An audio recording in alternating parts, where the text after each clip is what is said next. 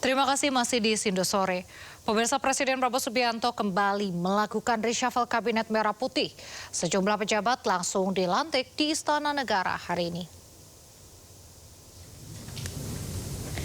Dari beberapa nama yang dilantik, ada sejumlah nama baru seperti Muhammad Jumhur Hidayat yang menempati posisi Menteri Lingkungan Hidup, Kepala Badan Pengendalian Lingkungan Hidup.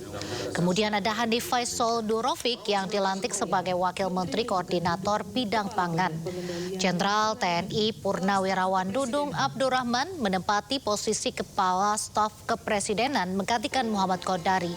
Sementara Muhammad Kodari bergeser menjadi Kepala Badan Komunikasi Pemerintah. Hasan Nasbi dilantik sebagai penasihat khusus Presiden bidang komunikasi. Kemudian ada Abdul Qadir Karding menempati posisi Kepala Badan Karantina Indonesia.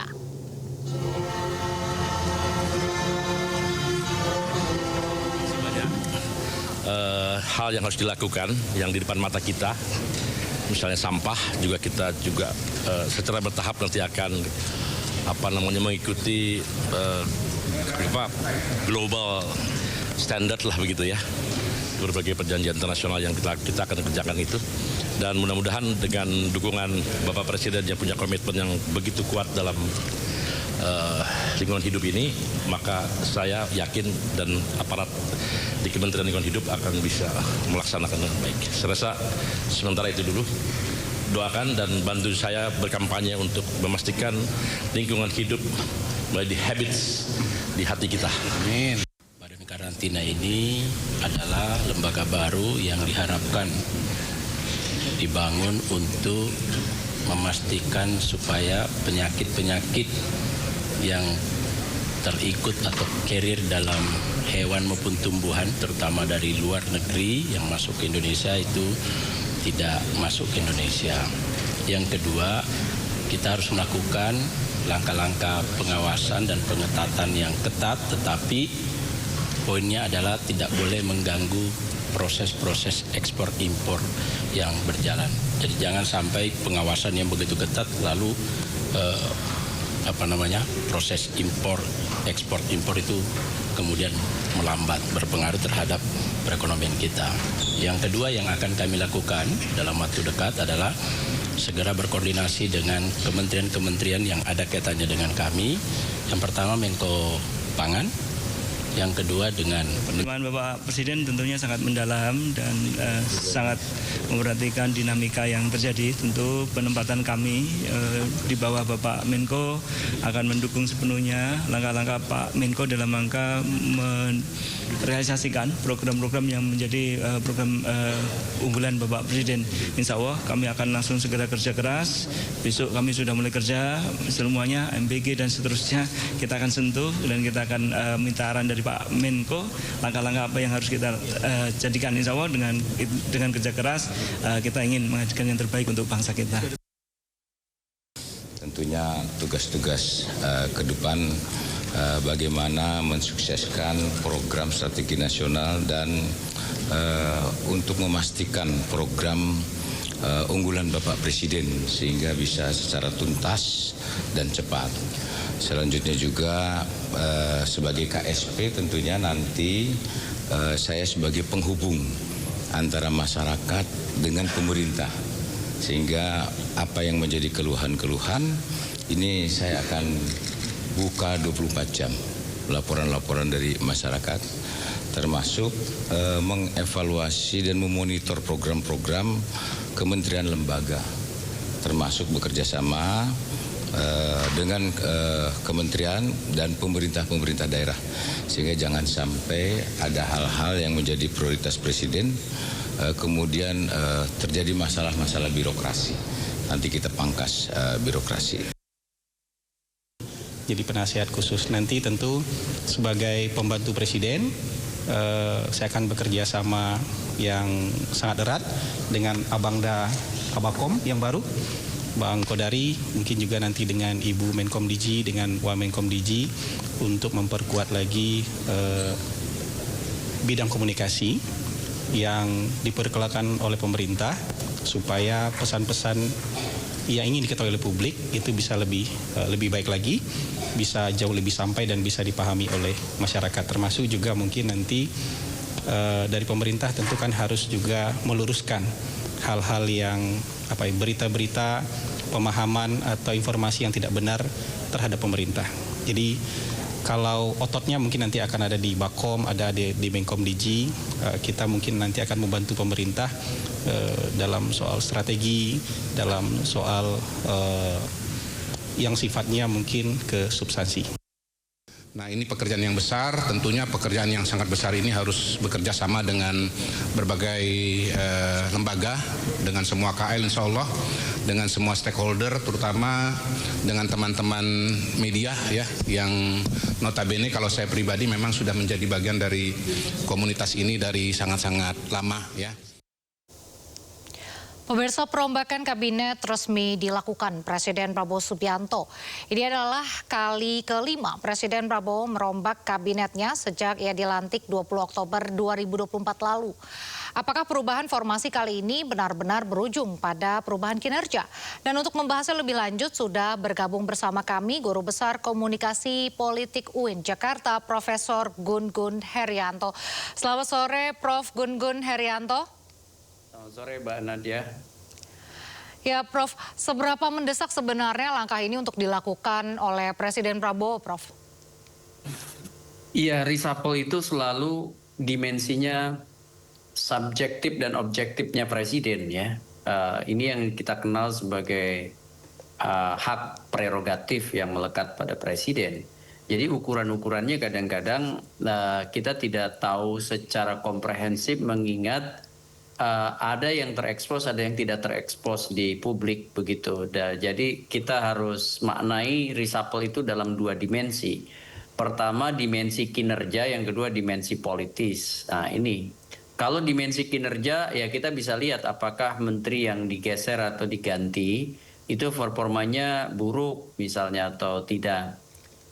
Menyangkut KPI sesuai dengan apa yang dikehendaki dalam program-program termasuk program prioritas Presiden. Tetapi yang kedua dimensinya adalah dimensi politis.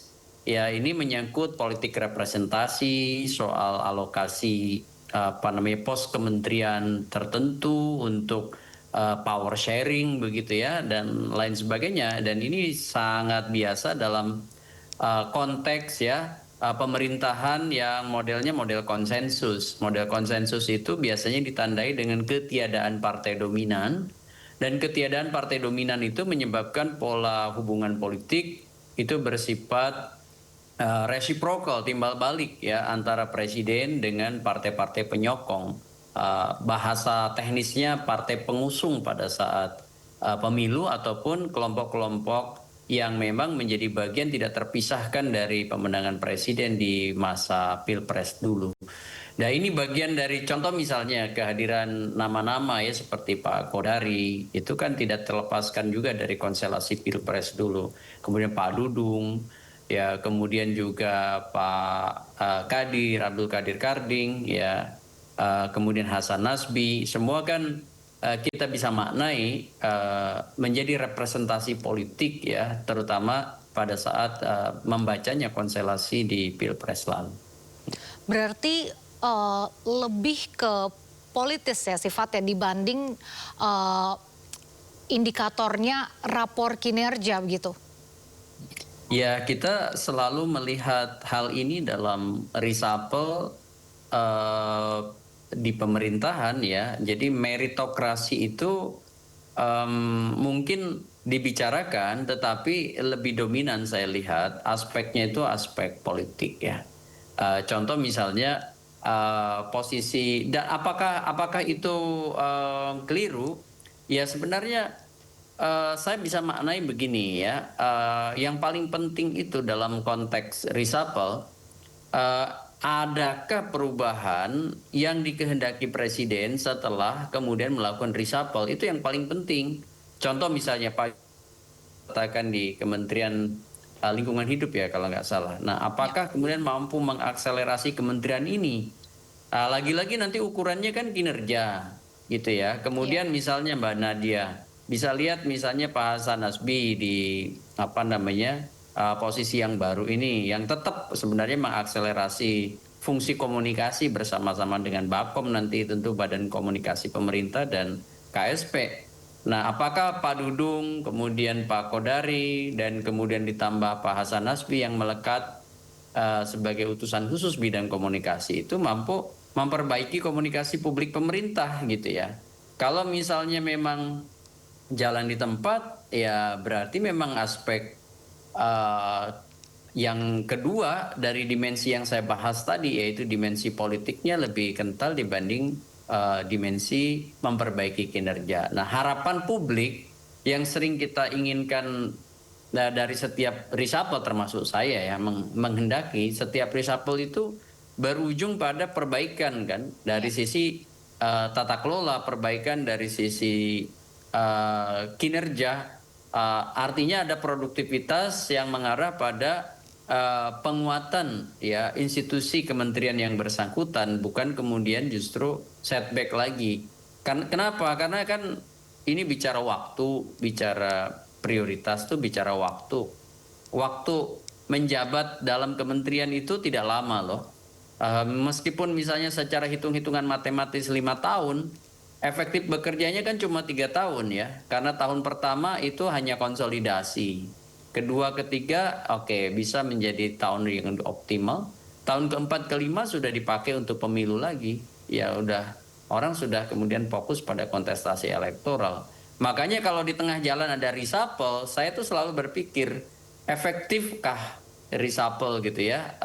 Oke, karena itu melekat pada subjektifnya presiden untuk menilai, dan objektifnya FCR atau Finding Conclusion Recommendation yang dilakukan oleh presiden, ya mata publik dengan mata presiden mungkin berbeda ya, karena sumber daya yang dimiliki untuk mengakses informasi soal misalnya performa kinerja menteri itu juga berbeda. Kita hanya melihat dari kulit luar, sementara presiden itu punya data intelijen, punya laporan annual gitu, atau laporan bulanan, laporan bahkan mungkin harian, yang itu bisa jadi standar dalam mengkalkulasi apakah menteri yang bersangkutan kinerjanya bagus atau tidak.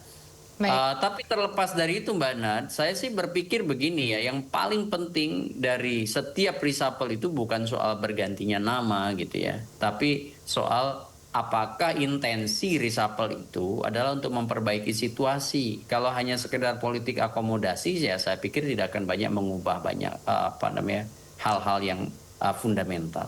Gitu. Baik Prof Gun-Gun dan juga pemirsa, ini kita simak bersama dulu. Berikut adalah nama sejumlah tokoh yang menjabat posisi terbaru dalam Kabinet Merah Putih pada reshuffle kelima kali ini.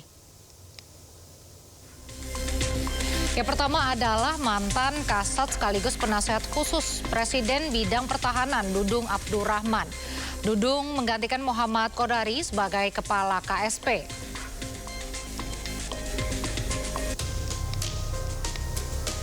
Ya, sementara itu Muhammad Kodari menjabat sebagai Kepala Badan Komunikasi Pemerintah Republik Indonesia atau Bakom RI menggantikan Anggareka.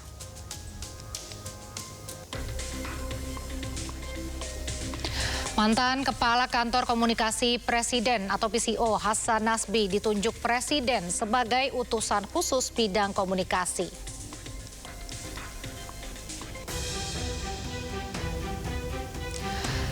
Mantan Menteri Perlindungan Pekerja Migran Indonesia P2MI Abdul Qadir Karding juga kembali masuk kabinet dan menjabat sebagai Kepala Badan Karantina.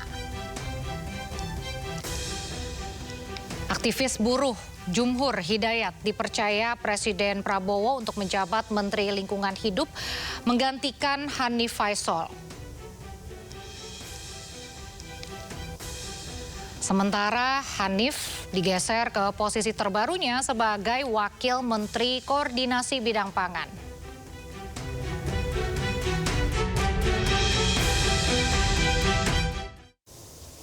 Ya Pak, kalau kita melihat dari nama-nama ini ada nama baru, tapi juga kita lihat ada beberapa nama yang hanya bergeser. Ini lebih faktor politis yang lebih kental atau bagaimana Bapak melihatnya?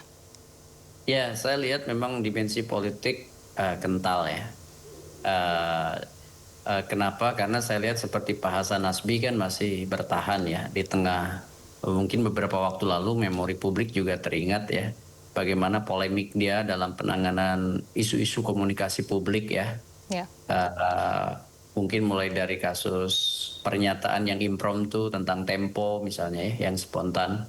Kemudian juga beberapa penjelasan di muka publik itu tidak mencerminkan komunikasi yang sifatnya presidensial waktu itu ya. Karena kan PCO waktu itu kan, Presidential Communication Office itu kan harus membangun 3 karakter komunikasi, yaitu official, direktif, sama autoritatif. Kan itu 3 karakter dan itu saya lihat kurang tercermin. Artinya kalau dari sisi kinerja debatable ya.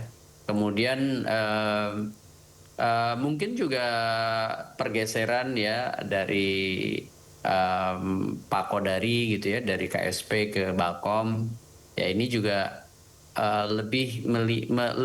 saya lihat reshuffle kali ini lebih memelihara titik keseimbangan politik ya, dengan masuknya misalnya Pak Dudung yang berbackground militer ke KSP. Itu titik simpulnya adalah keseimbangan politik di istana dengan mungkin masih ingat Pak Muldoko dulu ya sebagai kepala KSP. Ini mungkin juga menjadi semacam contoh. Kemudian Pak Karding yang awalnya sudah diresapel dan masuk lagi ke kabinet, ini juga merepresentasikan hubungan kuasa politik yang dijaga oleh Presiden ya, dengan kembali memasukkan Pak Karding di badan baru gitu ya, yang mungkin sebenarnya apakah badan itu perlu menjadi badan tersendiri begitu ya, atau sebenarnya bisa melekat ke kementerian yang sudah ada.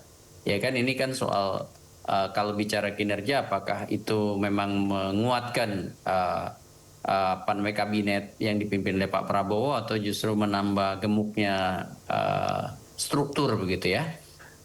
Kemudian juga yang lain gitu ya, saya lihat ada pergeseran, bukan perombakan dalam arti perombakan total. Ini hanya bergeser dari satu posisi ke posisi lain dengan pola mempertahankan politik representasi yang konsepnya adalah keseimbangan politik ya. Dan saya melihat ini cara Presiden tuh semacam menjaga ritme yang sudah ada. Ya, tidak melakukan reshuffle yang betul-betul radik ya atau mengakar gitu. Oke, baik Prof. Kita lihat ini Hasan Nasbi kembali lagi dan mungkin bidangnya masih sama ya, kembali di bidang komunikasi ini. Kalau Prof lihat apa urgensinya? Saya sih melihat utusan khusus bidang komunikasi itu sebenarnya tidak dalam bacaan subjektif saya itu tidak perlu, karena cukup mengoptimalkan badan koordinasi pemerintah ya, Bakom atau badan komunikasi pemerintah, termasuk juga mengoptimalkan kantor staf presiden ya. Itu sebenarnya bisa, yang penting tuh standar protokol komunikasinya terpenuhi, yaitu 12 item standar komunikasi, antara lain misalnya jelas information role ya, peran informasi yang dimainkan istana, siapa yang menangani komunikasi presidensial, siapa yang menangani komunikasi pemerintahan secara umum. Dalam bacaan saya sebagai orang yang menekuni bidang komunikasi, terutama komunikasi politik dan komunikasi publik, saya melihat begini. KSP itu harusnya fokus pada komunikasi presidensial dengan karakter yang tadi saya sebut. Jadi lebih membatasi pada misalnya official statementnya presiden, kemudian komunikasi kebijakannya presiden, kemudian juga the bottlenecking ya dari program-program prioritas pemerintah yang itu irisannya dengan kebijakan presiden. Sementara komunikasi pemerintahan dalam arti luas itu ditangani oleh Bakom. Ya, itu yang harusnya jadi information role-nya, dan narasi pemerintah daily termasuk juga mendiseminasikannya itu ada Komdiji. Jadi ini menurut saya harusnya yang dilakukan ya. KSP membatasi diri pada ruang lingkupnya, tapi dia bisa jadi jembatan ketika ada hambatan atau ada bottleneck. Termasuk juga Bakom untuk kementerian, lembaga dan daerah atau KLD itu dia bisa masuk di hal-hal yang memang perlu dijembatani di luar apa yang sudah dikerjakan atau dilakukan oleh Komdiji. Menurut saya begitu konsepnya. Jadi utusan khusus itu kan mungkin apa ya job desk-nya. Saya juga belum tahu tuh apakah kemudian tidak cukup dengan kelembagaan yang sudah ada sekarang begitu ya.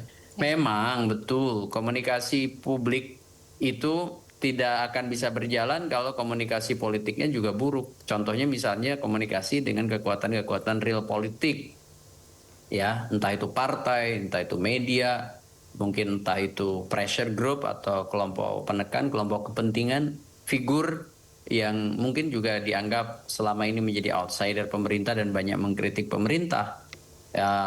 Di lain hal itu juga di suprastrukturnya, misalnya dengan yudikatif maupun dengan legislatif. Jadi bagi saya memang komunikasi politik itu harus di tengah posisinya, tidak bisa di pinggiran.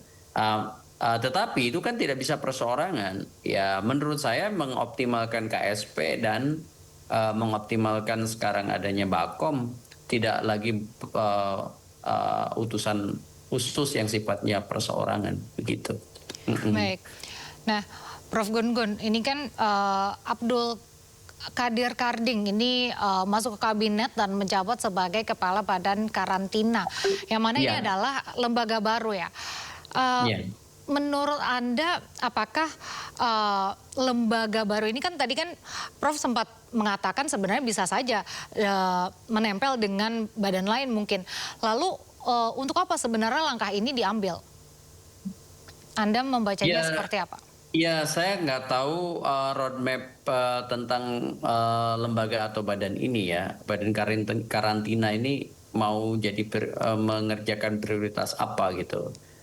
Saya sih dalam konteks efisiensi ya dan efektivitas kinerja pemerintah itu ya sebenarnya bisa menjadi sub dari sistem yang sudah ada ya, tidak perlu membuat badan baru begitu ya. Tetapi oke lah, ketika presiden misalnya punya keinginan dan dieksekusi, cuman memang perlu penjelasan lebih rinci kepada publik. Kenapa sih harus butuh badan karantina? Untuk apa? Kan ini butuh SOTK baru juga kan, dan butuh maksud saya sistem organisasi dan tata kelola di kementeriannya, butuh budget untuk menggerakkannya, butuh SDM ya yang ada di situ. Dan ini apakah dalam tahun kedua, ketiga sudah bisa langsung melakukan banyak hal begitu ya? Ini mungkin bisa jadi catatan kritis saya ya. Sementara waktu yang tersedia itu kan juga nggak banyak ya. Makanya saya sih lebih kalau boleh menyarankan, ya lebih baik sebenarnya mengoptimalkan kementerian-kementerian yang ada dibanding menambah kementerian baru di tengah jalan. Ya Prof, kalau Prof sendiri melihatnya apa momentum reshuffle kali ini lebih bernuansa evaluasi kerja atau justru konsolidasi politik pasca dinamika pemerintahan nih Prof? Ya saya melihat yang kedua ya, konsolidasi politik ya. Itu bagus sekali itu diksinya. Ya, jadi lebih merepresentasikan konsolidasi politik Pak Prabowo. Terlihat dari tetap mempertahankan titik keseimbangan dengan diakomodasinya orang-orang yang sebenarnya kan pernah juga di reshuffle oleh beliau begitu ya. Ya contohnya Pak Hasan Nasbi dan Pak Abdul Qadir.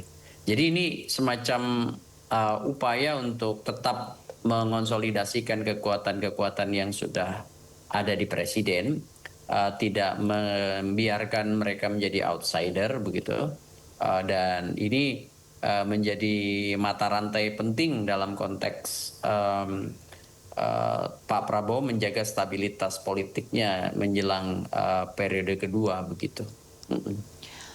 Terakhir Prof, ini kan bukan kali pertama ya Pak Prabowo melakukan reshuffle dan setiap reshuffle selalu membawa harapan baru. Tapi secara realistis, apakah pergantian orang ini cukup untuk memperbaiki kinerja atau persoalannya justru lebih struktural? Persoalannya lebih struktural ya. Persoalannya jauh lebih struktural dibanding hanya ganti orang. Ini instrumentalistik.